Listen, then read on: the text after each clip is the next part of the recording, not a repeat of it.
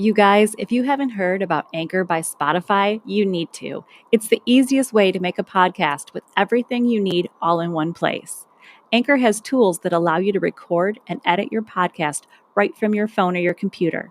When hosting on Anchor, you can distribute your podcast on listening platforms like Spotify, Apple Podcast, and more.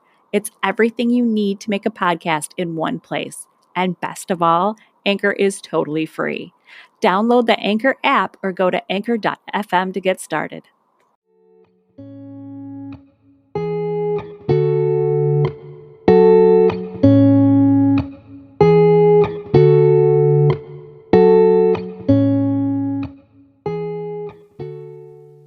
Welcome to Mimesis, a podcast about all the ways that art and life imitate each other.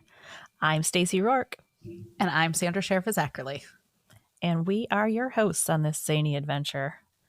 It's about to be ready to have an adventure. Twisty, turny, whirly, swirly adventure. Yeah.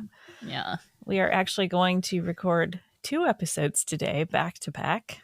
Yes. In preparation for Hurricane Ian is steamrolling its way towards Florida, where I am, and we are in prep. Well, we're prepped. We're prepped as we can be. I was just telling you, we got the sandbags in front of the doors. We're stocked up on everything. We got the generator gassed up, and now we're just waiting. I've seen a TikTok going around. It's the song from the beginning of Mary Poppins that Bert sings, "The Winds in the East." Oh, yeah. It feels like something's about to blow in, and it's like I've never felt that song more like closely in my life. Last night, the sky here was freaking terrifying. Oh, no. Did you send me a picture? Elliot took one. I'll have her send it to you. But the sky was like a yellowish orange. Oh, that's creepy. It was. You're looking outside and you're like, that's not right. That's not what color the sky is supposed to be. Yeah. Every time that Nicole sends me pictures from over in California when there's like fires, I'm like, that's really creepy. Yeah. The sky shouldn't look like that. Yeah, no, that's not right. Yeah. But we're as prepped as we can be, and now we're just waiting. Yes. I feel bad for my kids. First of all, I feel bad for him for more than one reason. Elliot is very much like me. She internalizes things. Yeah. So I've gotten no short of 1 million messages from her at school today that her stomach doesn't feel good. And I know it's just because she's nervous. Yeah. So I feel bad for him in that, they don't know what's going to happen either. But the other thing is, we've talked before about my anxiety. And when I'm anxious, I clean and I organize. Yes. Those poor babies. They're about to be caught in the middle of me just cleaning and organizing this entire house, top to bottom. They're going to be like, "Mom, my underwear don't need to be color coordinated in rows." And I'm like, yes, they do. Yes, they do. They need to be. Yes. Yeah. But now we wait. I do have to make a correction to something I said last week. I made the comment that Hurricane Dorian didn't make landfall. I meant it didn't make landfall here in Florida.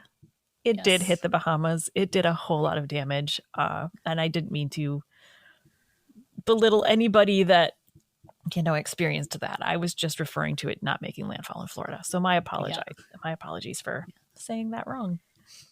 I did go and find those cookies. You did? I did. I do not like them. You don't like them? I do not like them. But I have never been a big fan of maple. See, I love maple. Like maple fudge is my jam. Yeah, no, I love it. I don't like maple syrup. Like, I know I'm weird. I can get out. Who doesn't like myself what kind of fucking alien creature are you? Who doesn't like maple syrup? I don't. Like on my French toast, I'd rather just have butter and powdered sugar because it makes frosting. Okay, I'll give you that. I have been using the apple cider jam that Trader Joe's has on my waffles. I did not see that there. Yeah. I saw the pumpkin butter. You need to try the apple cider jam. Okay. That is the shit. Well, I found these. They're not from Trader Joe's, but they are. It's called Waterloo Sparkling Water. and it's spiced apple flavor. Hmm. It literally tastes like I'm drinking sparkling apple cider. I love it so much. Well, that's yummy. Yeah. So you're drinking cider and I'm drinking a Monster because that's what my anxiety needs right now, to be amped up a little bit. Give it more caffeine. Yeah. That's what I need. Oh well. Yeah. Oh well. $10 says I end up painting something else in my house before this is all over. Probably. You're gonna finish Ellie's door. Yeah, probably. Yeah. Or I'm gonna be like, you need an accent wall. Pick a wall, any wall. We're gonna draw anything and everything. Yeah. Oh goodness. I'm surprised, honestly, Ellie hasn't done that yet in her room. She did take some of her costume makeup and draw on her walls with that. But now every time she leans anything against it, it gets the costume makeup on it.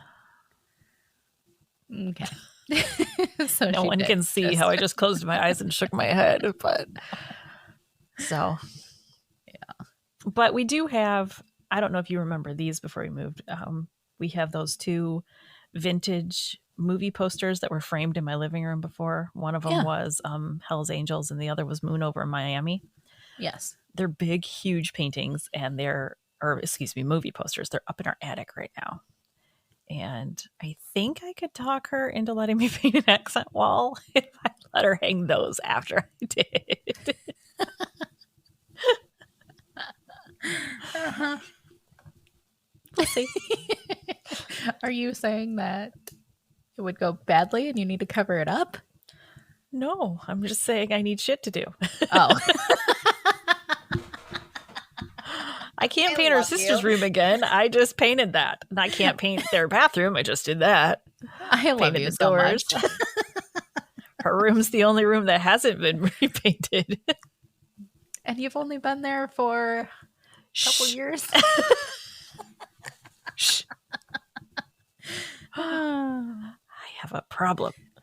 This is our forever house. And so I think for the longest time in my life, I felt like everything needed to be very neutral because, it's not our forever house. So you need to keep it neutral. And now I know this is the forever house and I can fully be myself here. So I'm like, oh, you're embracing it. You're truly like embracing, this is me. This is me. We're Welcome going to have my home. We're going to have an Edgar Allan Poe themed bathroom because damn it, that's who I am as a person. Dude, and I love it so much. I can't wait for you to see it in person. It's cool. I know. I'm excited. All right. Okay. Well, we are still in our Halloween spooky season. Yes, we are. And today we are going to be talking about the man that was the inspiration behind Psycho, which in then turn was, Bates Motel, the Texas Chainsaw Massacre, Buffalo Bill, and Silence of the Lambs. This guy was the inspiration for it all. How fucked up does your life need to be? This is what I'm saying. Inspired several creepy movies. How twisted do you have to be for that to happen? Now we're gonna find out. You did ask in last week's episode, what really spawned the beginning of horror movies. Yes, I did. And Ed Gein is really the cause of it. Can you imagine what the movie landscape would look like if Psycho never happened? If Texas Chainsaw Massacre never happened? If Silence of the Lambs never happened? Like it would be completely different. Yeah. Yeah. So we'd have no Exorcist and no The Conjuring and Nightmare on Elm Street and Michael Myers. There wouldn't be any of those things. Scream never would have happened. Yeah. I don't want to thank this guy for what he did, but thank you for giving me Scream. Thank you for horror movies. All right. Now the man we're talking about today, his name is Ed Gein. And he did some really twisted shit. I don't know too much about him, so I'm kind of excited to know. There's a lot here. There's a lot. So will your episode turn into a little extra? I don't know. We'll episode? see. I've got like Okay. 6 pages of notes here. Okay. I do want to play a little bit of a game as we go along. Okay. As you hear certain things, and I'll do it too. We'll both pick them out when we hear it. If it reminds you of Psycho, if it reminds you of Norman Bates, if it reminds you of Texas Chainsaw Massacre, Okay. Buffalo Bill, when you hear the elements of them, shout it out because there's so many. There's Okay. so many. This will be a fun game. It is. Much Should of I the, take shots every time? every time you every But time we mention another crazy killer. A lot of the information from here is coming from the book Deviant, which was written by Harold Schechtner. Of course, we have to put some trigger warnings on here. Obviously. Our boy Ed was a grave robber. He was a body part collector. Well, I knew that one. And a killer, but never a cannibal. Never a cannibal, because even in Ed's mind, that went too far. That was just too much. Yeah. Oh no, that's gross. All these other things that he did, that's fine, but you eating them, icky. Okay, well, everybody has boundaries. Fun little side note before we get going here. Ed Gein, who, we now have said he inspired all this crazy shit. He only killed 2, possibly 3 people. What? Yeah. That's it?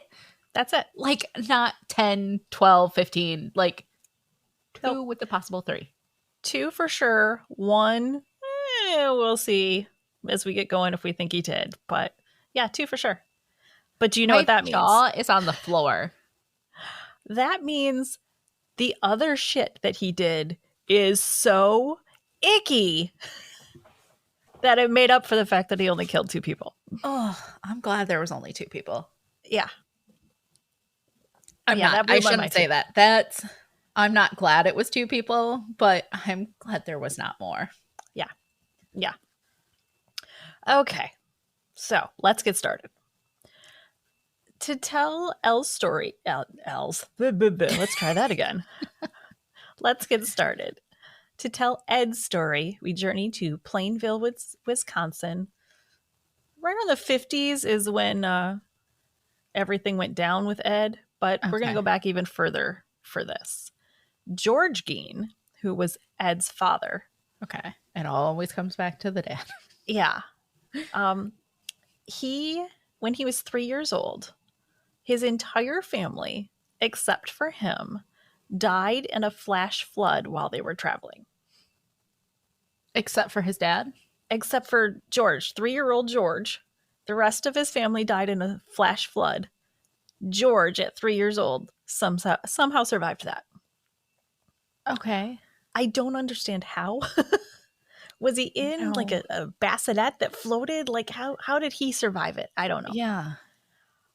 But he did not recover from losing his entire family.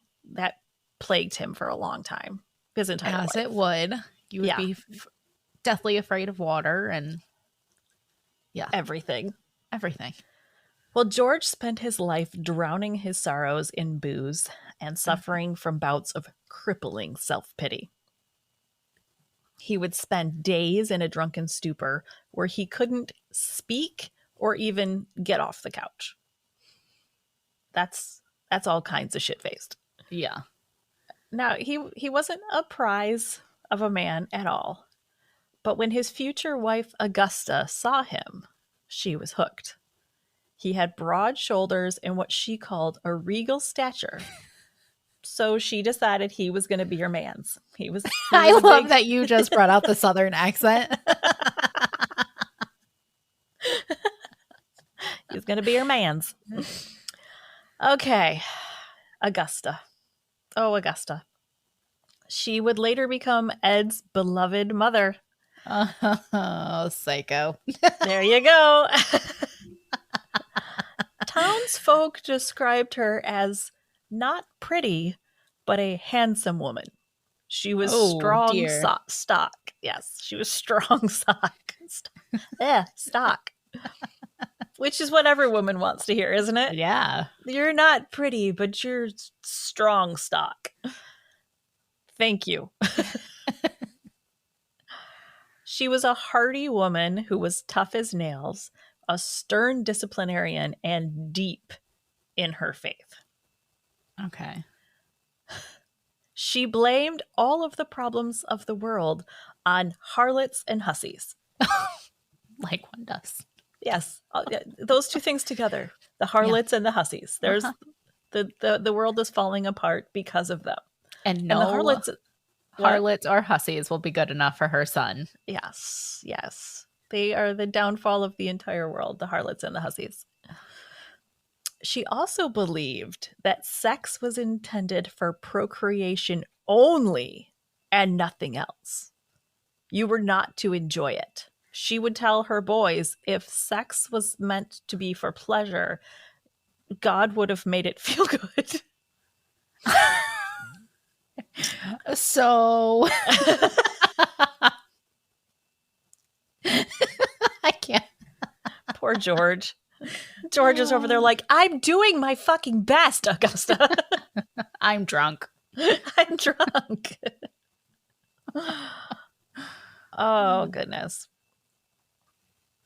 Yeah, sex was not something they were supposed to enjoy. You know who it did enjoy sex? Harlots and hussies. They enjoyed it. The way he looked at me. You know. The devil's vagina traps. That's what the harlots and the hussies are. Oh. So George and Augusta made their vows before God. But living happily ever after was definitely not in the cards for these two. George didn't have an ounce of ambition to do anything but booze it up. And Augusta, on the other hand, was willing to work hard. This led to some hellacious... Keep the hussies and the harlots away. To keep the hussies and the harlots away. Gotta work hard to put that fence up, that hussy fence up. These two would get into hellacious fights. And this... Okay, it's not funny. Domestic abuse is never funny. No, it's not. If you picture this in your head, like listen to what I'm saying and actually picture it, it is kind of funny, okay? Augusta would mercilessly berate George until he snapped, and in a quote from the book Deviant, flail at her with open hands. So flailing at somebody with open hands, I envision like this Kermit the Frog frantic slapping going on. Okay? But when George would tire and stop, Augusta would fall to her knees and out loud pray to God that George would drop dead. Oh, this is not a healthy environment. Not at all. And Ed Gein grew up in this? Yeah. Okay, then. This was not an environment to bring kids into. No. But on January 17th, 1902, Henry Gein, who was Ed's older brother, was born. And Henry was arguably the most normal of the whole fucked up family. Like Henry, I really feel like he was just trying to keep his nose clean and get the hell out of there. Like, yeah, that's what he was trying for. Like how you told me when I was growing up. Put your head down, get your work done, get good grades, leave. Yeah, get the hell out, man. Just get the hell out. Uh-huh. Unfortunately, do everything you can to get out. There was nothing anybody in this family could have done to escape the Gein curse. They were all sorry. I had to get a drink of my Monster so I can keep my anxiety flowing. This doesn't calm you down. Talking about Ed Gein. Oh, I'm going to pause here for just a minute.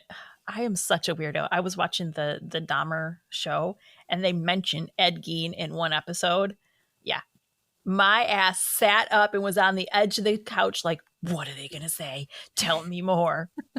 And then, of course, because I'm a dork about shit like this, what the part that they do show, I was like, that's not how it happened. Yeah. That's not what happened. That's not what happened. Anyways. Oh, where were we? Okay. So Henry was born.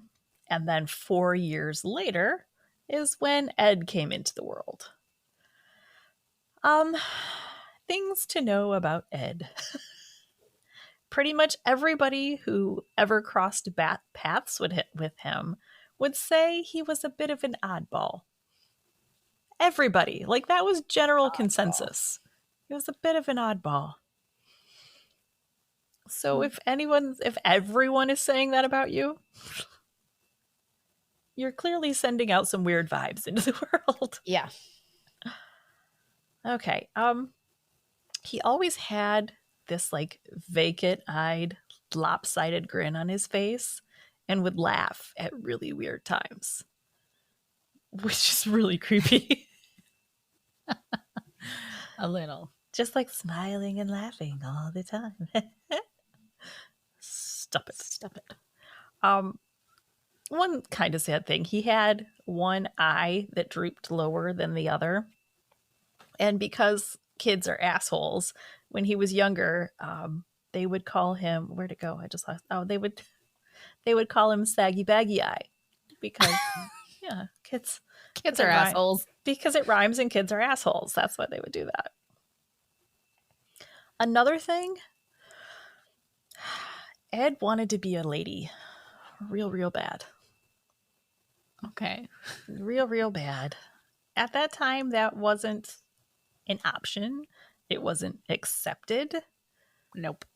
So as we will learn later, he picked the worst fucking way possible to act on this desire. More on this that wasn't later. just sneaking away and dressing up in your closet. Nope. Like that should, if he took the Norman Bates route and just dressed in ladies' clothing, put on a wig, okay, Ed, you do you. That's fine. That's not what happened. We'll more on that to come. Stay tuned. Okay, so to Ed, Augusta was everything. She was his best friend, his confidant, his savior, the other half of his heart, all that sappiness. The sun rose and set on Augusta's ass, according to him. Remind you of anybody? Norman Bates. Yeah. Norman Bates. That is completely Norman Bates.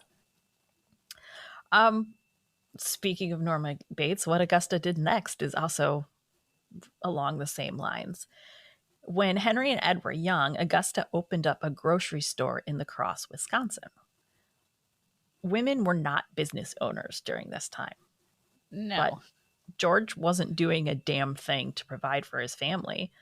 And Augusta's a hard as nails chick. She's not going to let her family starve because he won't get off his ass.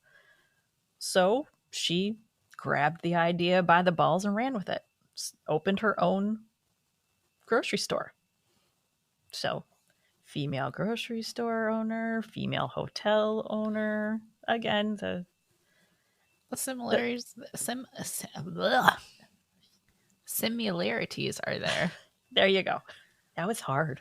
That was hard. Words are hard. They are. Augusta's whole family relied on her, and she delivered. Well, 3 years later, she decided, in addition to this, that they should be farmers. So in 1913, they moved to a farm on the outskirts of Plainville. The same farm that would later be the scene of all of Ed's grisly acts. Now, what was the appeal of this move to Augusta? the extreme isolation the house had to offer by being in the middle of nowhere. What was she trying to isolate? Funny you should ask. See, Ed was having a rough time at school. He was getting picked on, and he was a sensitive boy. And like I said, these little assholes were calling him Saggy Baggy Eye. So Augusta felt complete isolation is what her special little guy needed. Oh, yeah. Yep. That's what you do with a troubled kid. Just shut him away from the world and hope the problem resolves itself. Nope. No. But you know what he would be safe from on a farm out in the middle of nowhere? Prying eyes. The hussies and the harlots.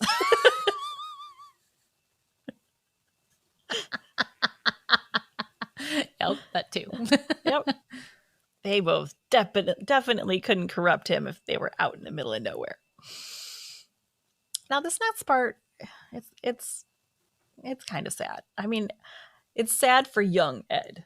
I don't excuse older Ed for what he did, but this part, for a kid, this sucks. When he went to school, anytime he would he would be close to making a friend, he would come home and he would want to tell Augusta about it because, like I said, she was his confidant. So he'd come running home from school and talk to her about somebody that had played with him at recess or talked to him, and he was excited about it because all little kids want friends. And Augusta would then launch into all of the ways that the child's family were horrible sinners and tell him that he should avoid that kid and keep his distance. Okay, so a little bit of this sounds like The Water Boy. Kathy Bates. Yeah, I can see that. That's funny. I'm never going to be able to unsee that now. Actually, she warned him all the time that when he was out of her sight, he wasn't safe, and that yes, this is a water boy. See, he could have become a water boy, or he could have become Ed Gein. That whole movie could have gone one way or the other. He chose the killing path. Yeah, if only he could have become a water boy somewhere. Mm-hmm. Okay, so for decades, and I mean from when they were little to when Henry and Ed were grown-ass men, like in their 30s, each night the two would sit on the floor at the foot of Augusta's rocking chair and settle in to listen to her read selected Bible passages.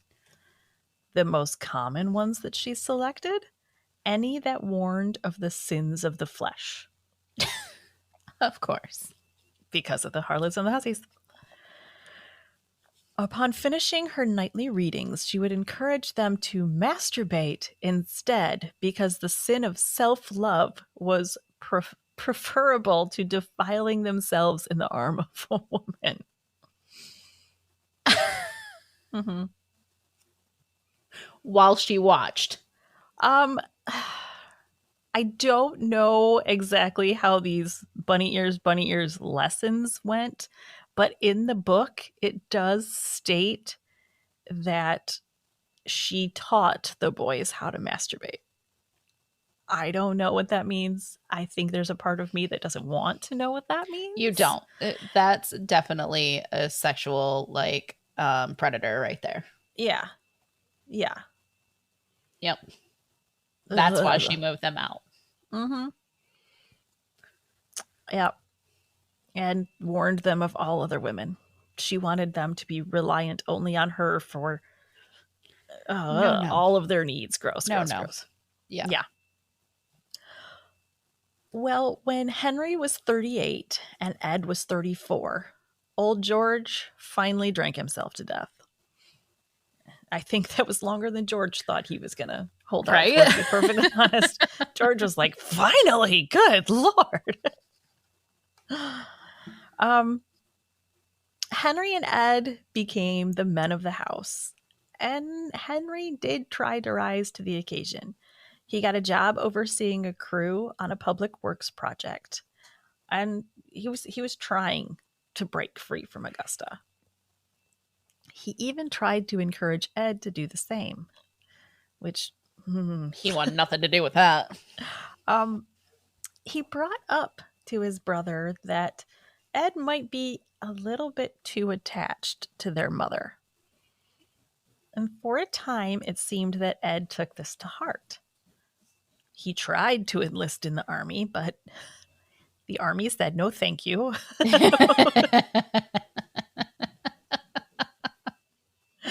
No, son. Yeah. How'd that go? Comes in there with that grin. I wanna join the army. No, thank you. Why don't you go back on home, son? Yeah. You know what? We're good. We're good. We have all the soldiers we need forever. We're good. Yep.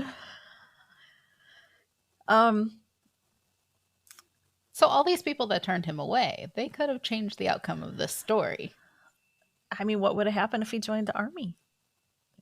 Maybe he would have broken that tie with his mom. Maybe. Yeah, I don't know. I don't know. But I have to wonder if Henry planting these seeds of doubt in Ed's mind had anything to do with what happened 3 years after their father's death. That is when Henry Gein died under suspicious circumstances. Okay. And this may or may not have been Ed's first kill. It's never been confirmed that Ed killed his brother. However, where did he die at? There was a runaway brush fire, and Henry's body was found near it, but there were no burn marks on him or his clothes. Yeah. Okay. Ed was the one who, bunny ears, found him. And the police and, medical examiners and everything that came along thought maybe Henry had inhaled too much smoke and that's what caused it. But how could that be possible if there was no marks anywhere on him?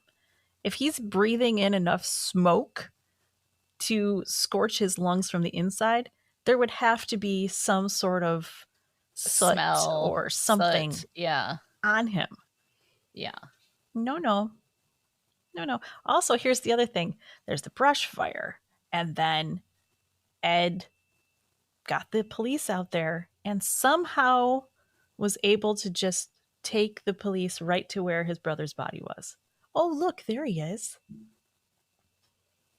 If you didn't know he was there, if he was actually missing, how did you walk right to him? Right. Yeah, that doesn't add up. Mm-mm. Not at all. My opinion on this is that Henry made Ed doubt his relationship with Mother, so Ed killed him. Probably. Did you watch Bates Motel through the whole thing? No. Okay. I think I got into not even the first season. There's a character in it named Dylan who is Norman's brother. And through the series, he's often trying to get him to break his ties with Norma. And I can see that. I can see the similarities between these two cases in that. Yeah. Also, I always thought the guy that played Dylan was really cute. And then I was watching it with Elliot and Madeline, and they were like, huh, Dylan looks like Uncle Scott. And now I can't fucking unsee it. So now I'm like, okay, well, never mind of that. Now it's weird. I'm going to have to check it out and see what my husband looks like. He's like a short version of Scott. Oh, okay. With a 6-pack. Oh, okay.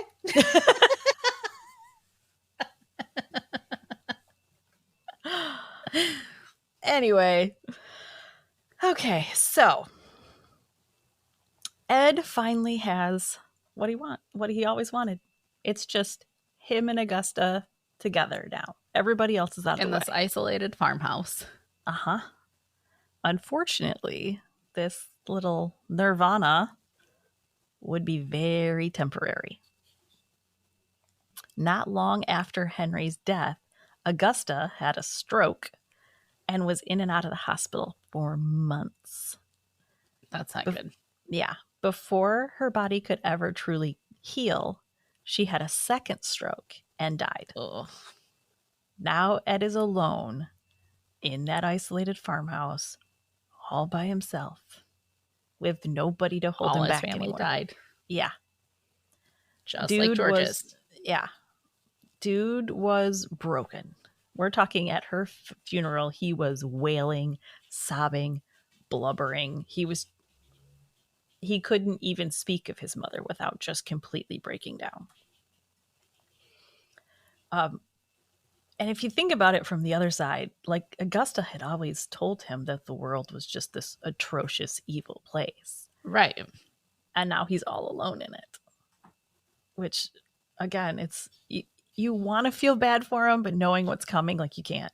You can't, yeah. No. So, left alone on that farm, he did the only thing that he really could do and went nuts. But I mean, he tried to keep himself busy. He took odd jobs. He worked as a handyman from time to time, and as a babysitter. Who in the... seriously, who thought that was a good idea? I'm here to watch your kids. Nope. Fuck no, you're Bye. not. Yep. There are people on this planet who trusted Ed Gein with their children. No. Yeah. Now, I will say he never did anything to any kids. But, I mean, still. No. People in town said that Ed was polite and shy for the most part. The only people who got really creepy vibes from him were women who said he would just stare at them until, like, it made them really uncomfortable. He would just sit and, like, stare. He just wanted to know where they got their clothes. Their skin. Their skin.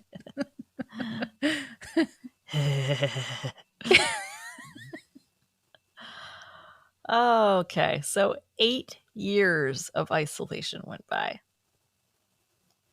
During that time, Ed slipped full on into madness. In fact, he admitted later on, when he was, talking to the police, that he started seeing things and hearing the voice of his mother. I was going to say his mother. Yeah. Here we go, psycho again. Exactly. He never confessed to what she was saying to him, but I think it's safe to say it wasn't like daily affirmations or words of encouragement. No. She wasn't like, you've got this, Ed. It was go kill those hussies and harlots. Yeah.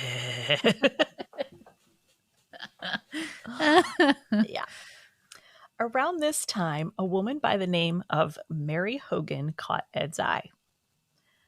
Like his mother, Mary was a business owner. She also had the same kind of hardy stock type build that as his mother his mother. did. Mm-hmm. He had a type. She bore a striking resemblance to Augusta. And the worst temptation to Ed yet is Mary was, wait for it, nice to him. Mm-hmm. That pisses me off. She was just polite to him, and yeah. Mm-hmm. Well, that and her resemblance to his mother was enough for Ed to develop a huge crush on her. But he became stalkerish? Oh, more than that. Okay. He was taught that women were harlots and hussies. So the feelings that he developed for her drove him over the edge. On December 8th, 1954, Ed shot Mary in the head while she was closing up her shop.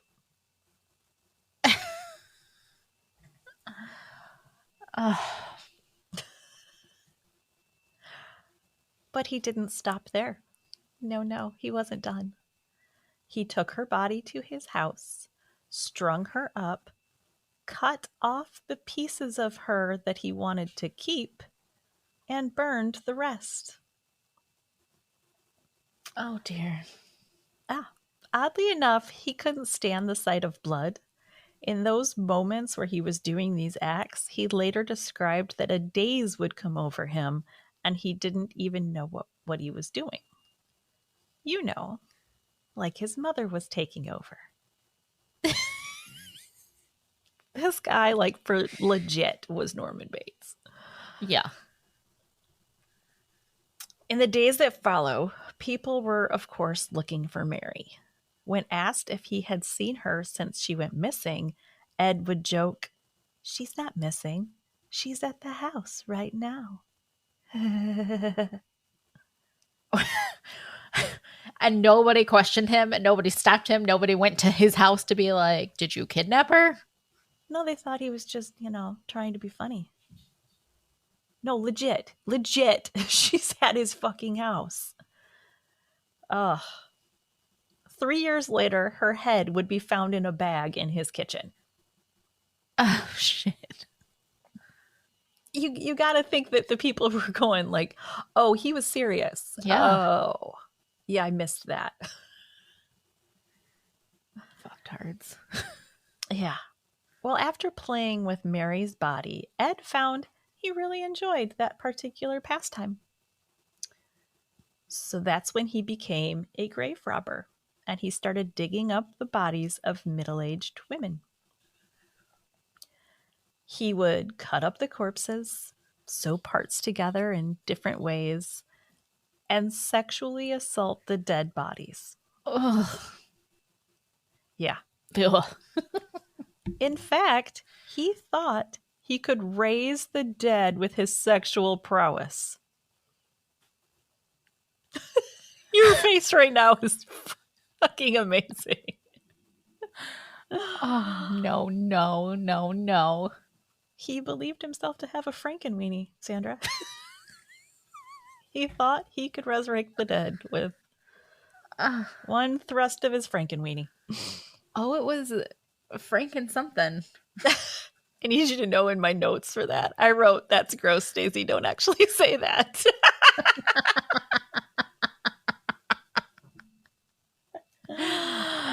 Even I can't hold me back.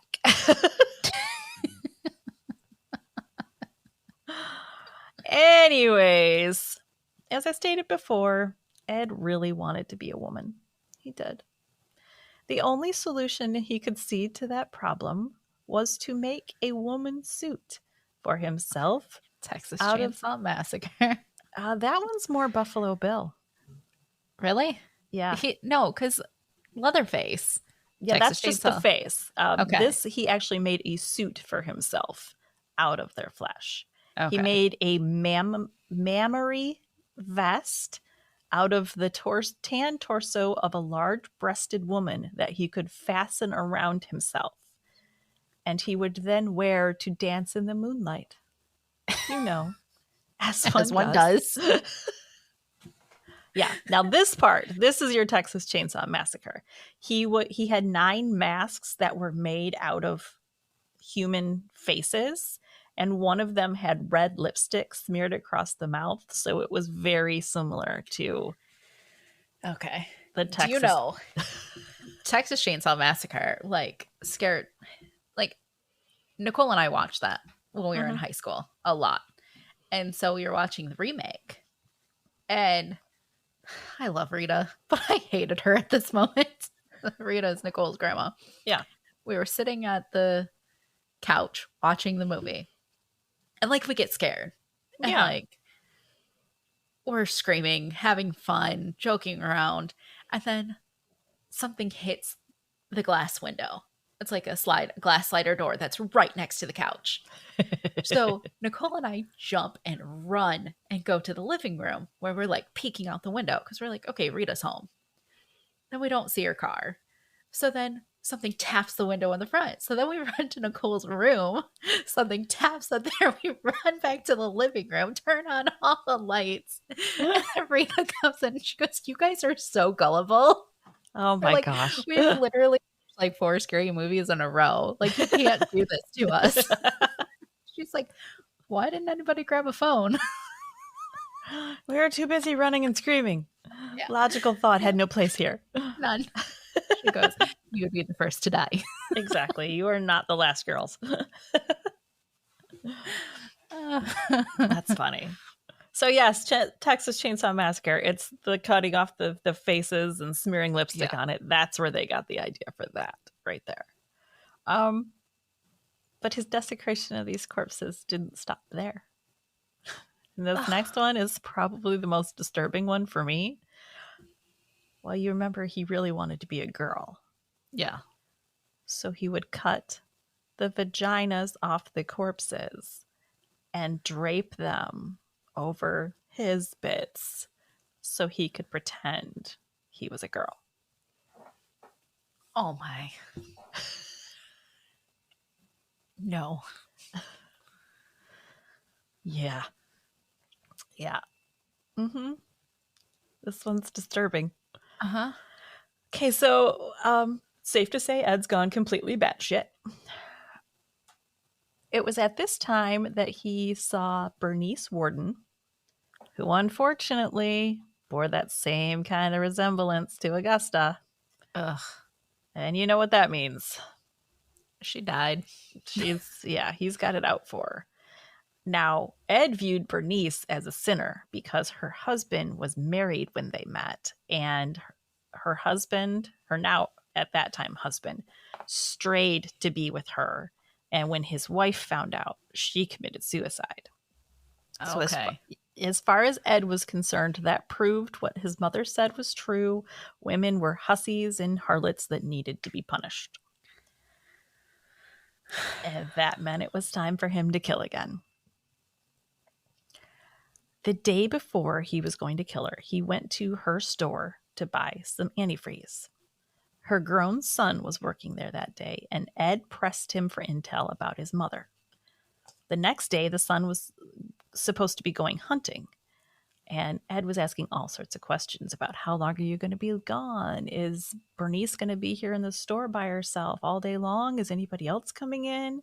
Was she'll be here all alone? Like, he's really pressing this. Selling this too much. Yeah, enough to where the son is like, okay, dude, calm down. Yes, she's going to be by herself. I'm going hunting. It's going to be okay. Like, well, then Ed ended up leaving without the antifreeze.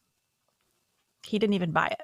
So basically, he came in and asked all these questions about Bernice and then just left without what he came to get.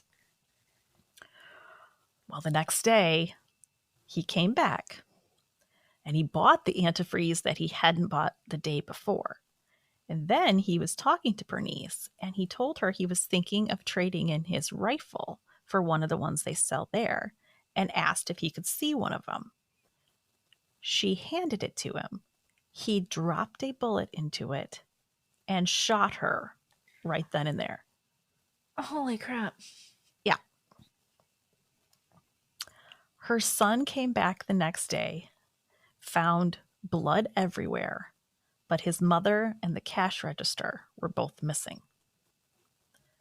But that's not all he found. He also found a receipt for antifreeze. And then remembered Ed had been in the day before. He had been asking all these questions. He was supposed to buy antifreeze, but left without it. So the son was like, calling the cops. Yeah, he called the cops. This is what happened. My mother's missing. So police then go to the Gein house. Now, I told you in the Dahmer movie that they showed this scene where officers burst in and they find Bernice like right there. That's not actually how it happened.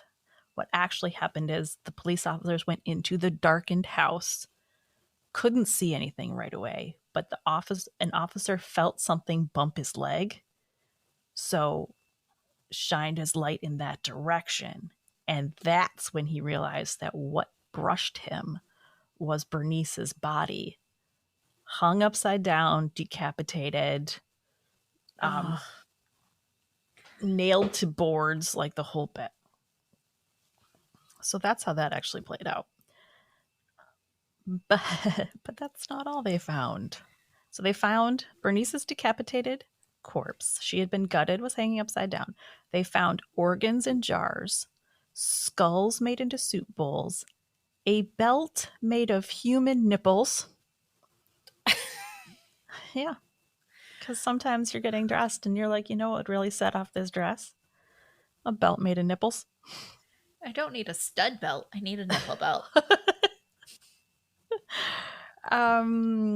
Gloves and lampshades made of human skin, even flesh stretched over a chair in the most horrific reupholstering job ever.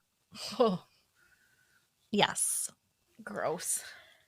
In 1958, Gein was found unfit to stand trial and was committed to Central State Hospital. When his health began to fail, he was transferred to Mendota Mental Facility, where he eventually died of cancer. But here's the thing that blows my mind. Guess what year he finally died? What year? 1984. Oh, That means when Psycho came out, when Texas Chainsaw Massacre, the original, came out, this son of a bitch was still alive.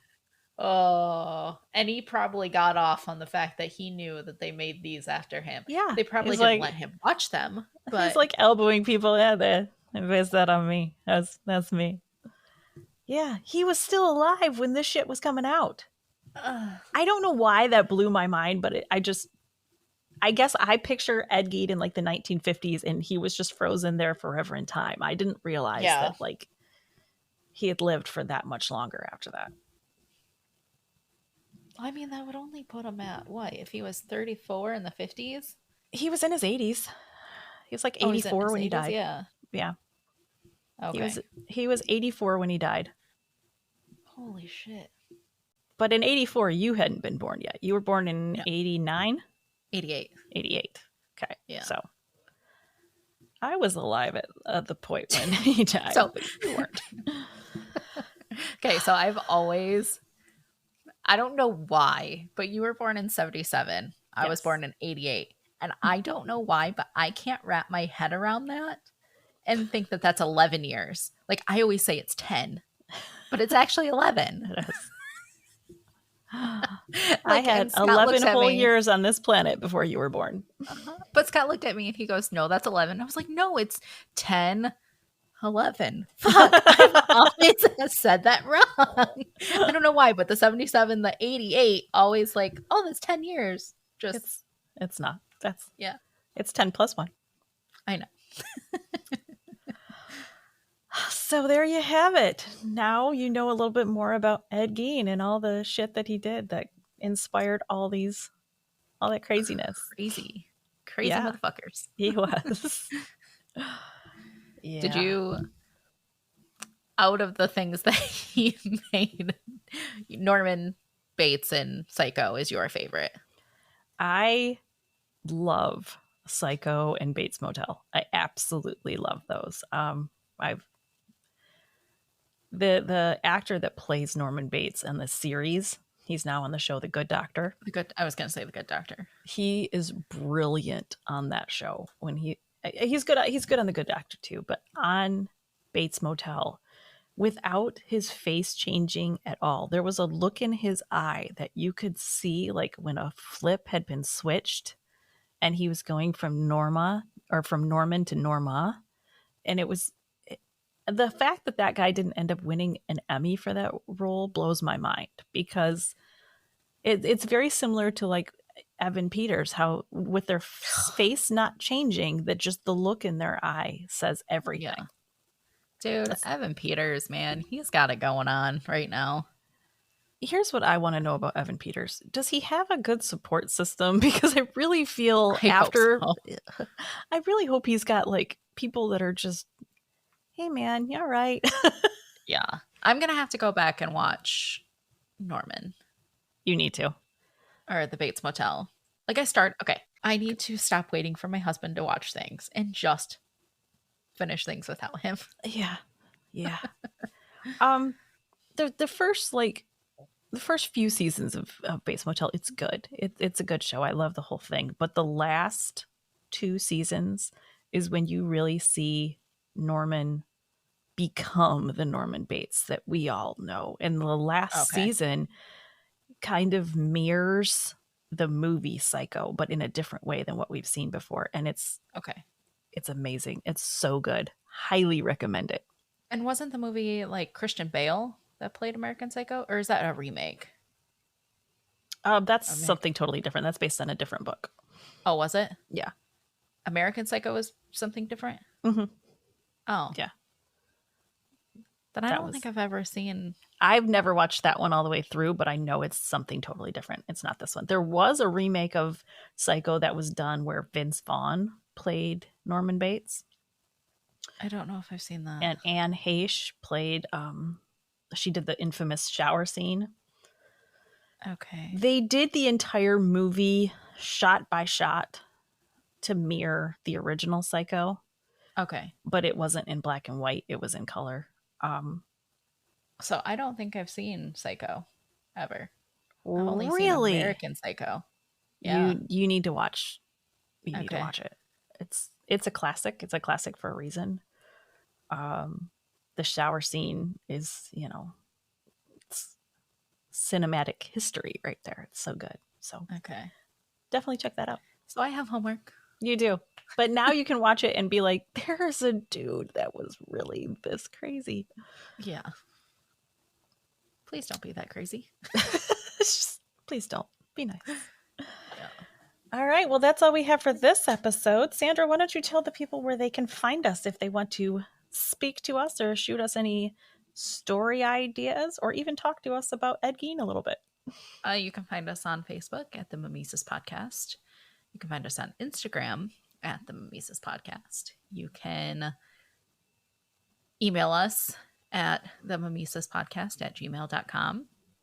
You can also find us on Twitter at mimesis_podcast. Okay, so there you go. That was Ed Gein, and we will roll on next week with an all new spooky season episode. Yep. Unless my house gets blown away. Well, we're gonna record next. Yeah, let's do that now, just in case my house gets blown away. Please don't let your house get blown away. I know. I really like my house. I'll be bummed. I really like your house, and I really want you to be safe. I love you. Love you. Okay, until next time. Bye. Bye.